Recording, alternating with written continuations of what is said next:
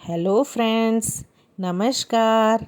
Welcome to my channel Shanti peace of mind. दोस्तों, आज हम व्यास पूर्णिमा या गुरु पूर्णिमा के महत्व की चर्चा करते हैं और इसके इतिहास पर भी चर्चा करेंगे। चलिए, आषाढ़ मास की पूर्णिमा व्यास पूर्णिमा के नाम से प्रसिद्ध है।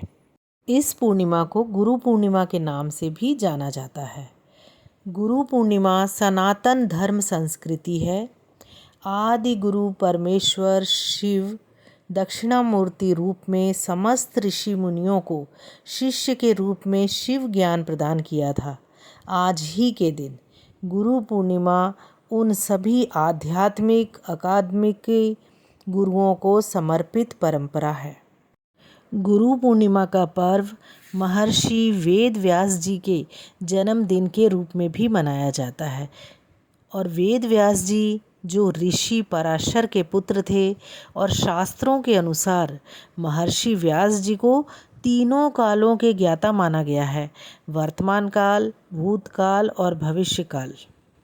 दोस्तों, महर्षि वेद व्यास जी के नाम के पीछे भी एक कथा है।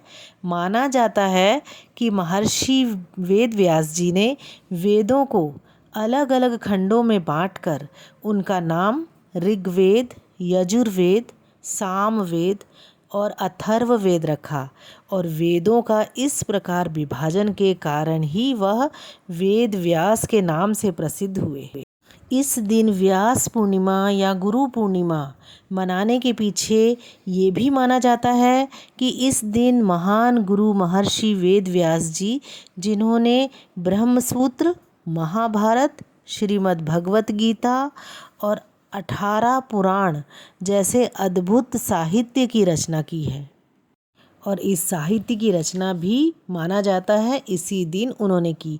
और उनका जन्मदिन भी आज ही हुआ था। इसीलिए आषाढ़ मास की शुक्ल पक्ष की पूर्णिमा को यह पर्व हम मनाते हैं। इस साल गुरु पूर्णिमा 13 जुलाई 2022 को पड़ रही है। इसी दिन सभी शिष्य अपने अपने गुरुओं का आशीर्वाद लेंगे। उन्होंने आज तक जो भी गुरुओं ने उन्हें दिया है उसका आभार व्यक्त करेंगे। और रामायण से लेके महाभारत तक गुरु का स्थान अत्यंत महत्वपूर्ण है।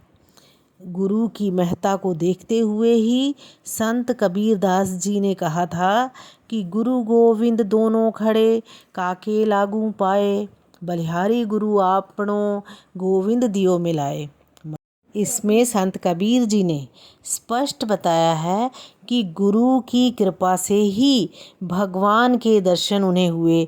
तो गुरु और भगवान दोनों खड़े हैं तो किसके पांव लगे? बलिहारी गुरु आपणो गोविंद दिए मिलाए। तो गुरु जी के ही पांव पहले पड़ें, क्योंकि उनकी मार्गदर्शन में, उनकी कृपा से ही भगवान उन्हें प्राप्त हुए हैं। हमारे देश में गुरुओं का बहुत सम्मान किया जाता है, क्योंकि एक गुरु ही है जो अपने शिष्यों को गलत मार्ग से हटाकर सही रास्ते पे लाते हैं। पौराणिक काल से संबंधित बहुत सी कथाएं सुनने को मिलती है, जिससे ये पता चलता है कि किसी भी व्यक्ति को महान बनाने में गुरु का विशेष योगदान रहा है। प्राचीन काल में विद्यार्थियों से कोई फीस नहीं ली जाती थी। वे वर्ष में इसी तिथि को अपने गुरु की पूजा करते थे, माला पहनाते थे, उन्हें उनके चरण स्पर्श करते थे और उन्हें यथाशक्ति दक्षिणा देते थे। और यह पूजा केवल गुरु तक ही नहीं सीमित थी दोस्तों। अपने माता पिता, बड़ा भाई, इनकी भी पूजा की जाती थी। गुरु पूजा के दिन प्रातःकाल स्नान पूजा आदि करके गुरु के पास जाना चाहिए और उन्हें उच्च आसन पर बैठाकर पुष्पों की माला पहनाना चाहिए। इसके पश्चात फल फूल उनके चरणों में अर्पित करना चाहिए, फिर उनका आशीर्वाद प्राप्त करना चाहिए। इस प्रकार पूजा करने से विद्यार्थी को विद्या आती है और विद्यार्थी का हृदय शुद्ध तथा उसका जीवन कल्याणकारी होता है। हाँ दोस्तों, अगर आप मेरा ये चैनल पहली बार देख रहे हैं तो सब्सक्राइब करना ना भूलें। और मेरा ये जानकारी आपको अगर अच्छी लगी तो इसे लाइक करें और अपने दोस्तों में भी शेयर करें ताकि उन्हें भी लाभ मिले। मैं बहुत अच्छी अच्छी जानकारी आपके पास लेकर आती रहूँगी। आपका जीवन सुखी और समृद्धशाली रहे। Thank you.